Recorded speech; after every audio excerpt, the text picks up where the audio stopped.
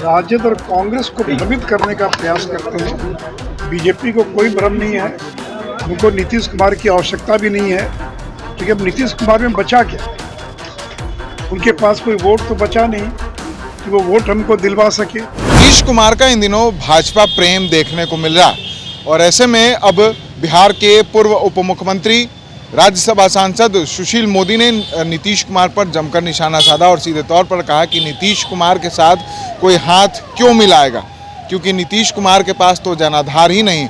अगर उनके पास जनाधार होता तो हम उनके साथ हाथ मिलाने की बात करते।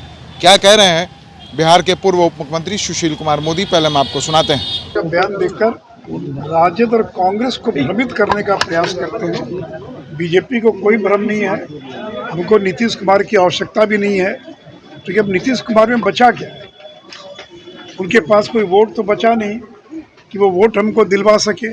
और देखिए, गठबंधन होता जिसमें ताकत होती है, तो जब नीतीश कुमार के पास कोई वोट नहीं बचा और पिछले विधानसभा चुनाव में 44 सीटों पर सिमट गए, उनके साथ हम क्यों समझौता करेंगे।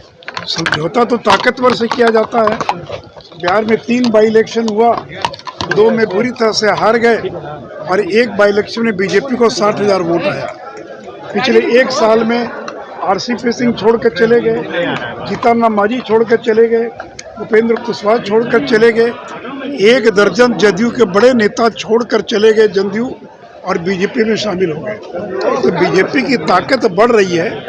हम अपने चिराग पासवान, उपेंद्र कुशवाहा ऐसे सहयोगियों के बलबूते हम लोकसभा का चुनाव लड़ेंगे और जैसे 2014 में नीतीश जी को 2 पर आउट किए थे, इस बार उनको 0 पर आउट करने का काम करें। ललन सिंह ने कहा है कि 2000 सीधे तौर पर पूर्व उप मुख्यमंत्री ने साफ साफ कहा है कि नीतीश कुमार के लिए भाजपा में रास्ते बंद हो चुके हैं, क्योंकि नीतीश कुमार ने अपना जनाधार खो दिया है और नीतीश कुमार के पास अगर कोई जनाधार होता तो हम उनके साथ आने का सोचते भी, लेकिन अब नीतीश कुमार के लिए भाजपा में रास्ते बंद हैं और नीतीश कुमार और लालू प्रसाद यादव दोनों मिलकर बिहार को लूट रहे हैं। कहीं ना कहीं एक बार फिर से सुशील मोदी ने नीतीश कुमार पर जोरदार निशाना साधा।